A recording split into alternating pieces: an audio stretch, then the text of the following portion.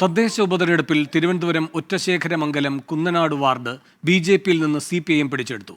59 വോട്ടിന് CPIMന്റെ ഒ ശ്രീജലയാണ് വിജയിച്ചത്. പൂവച്ചൽ പഞ്ചായത്തിലെ കോവിൽവിള വാർഡ് BJPയും പഴയ കുന്നുമേൽ പഞ്ചായത്തിലെ അടയമൺ വാർഡ് LDFും നിലനിർത്തി. തൃശൂർ മുല്ലശ്ശേരി പഞ്ചായത്തിൽ UDF സീറ്റ് LDF പിടിച്ചെടുത്തു. സലിം മലിക് തിരുവനന്തപുരത്ത് നിന്ന് ചേരുന്നു വിവരങ്ങളുമായി. സലിം, എന്താണ് ഒരു ഏകദേശ ചിത്രം?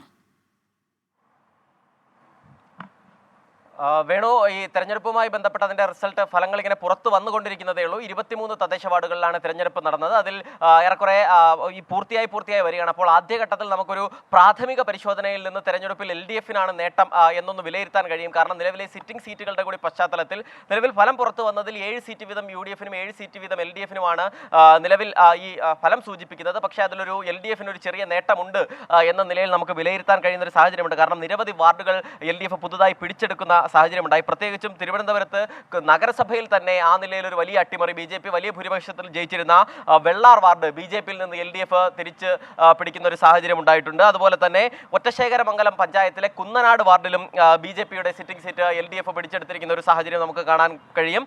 അതുപോലെ തന്നെ പഴയ കുന്നുമേൽ, തിരുവനന്തപുരത്ത് തന്നെയുള്ള പഴയ കുന്നുമേൽ പഞ്ചായത്ത് LDF നിലനിർത്തുകയും ചെയ്തത്. അതായത് തിരുവനന്തപുരം ജില്ലയിൽ തന്നെ 4 സീറ്റുകളിൽ മത്സരം നടന്നതിൽ 3 LDFും 1 BJPയുമാണ്. അതിൽ 2 BJPയുടെ സീറ്റാണ് പിടിച്ചെടുത്തത്. അങ്ങനെ തിരുവനന്തപുരം ജില്ലയിൽ തന്നെ വലിയ നേട്ടം LDFിന് ഉണ്ടായിട്ടുണ്ട്. മാത്രമല്ല കൊല്ലം ജില്ലയിലേക്ക് പോകുമ്പോഴും അവിടെയും BJPയുടെ ഒരു സിറ്റിംഗ് സീറ്റ് LDF പിടിച്ചെടുത്തിട്ടുണ്ട്. അങ്ങനെ നിരവധി സിറ്റിംഗ് സീറ്റുകൾ മറ്റുള്ളവരുടെ സിറ്റിംഗ് സീറ്റുകൾ പിടിച്ചെടുക്കാൻ LDFിന് കഴിഞ്ഞു എന്നുള്ളതാണ് ആദ്യഘട്ടത്തിലെ ഫലസൂചനയിൽ നിന്നും നമുക്ക് മനസ്സിലാകുന്നത്.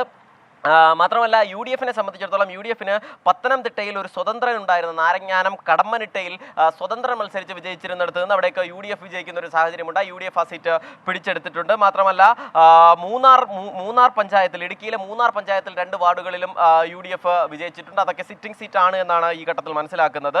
എറണാകുളത്താണ് LDFിൽ നിന്ന് UDF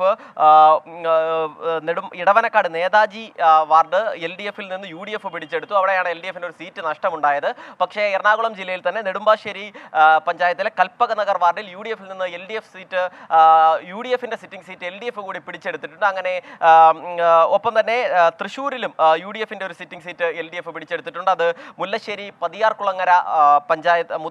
പഞ്ചായത്തിലെ പതിയാർകുളങ്ങര വാർഡിലാണ്.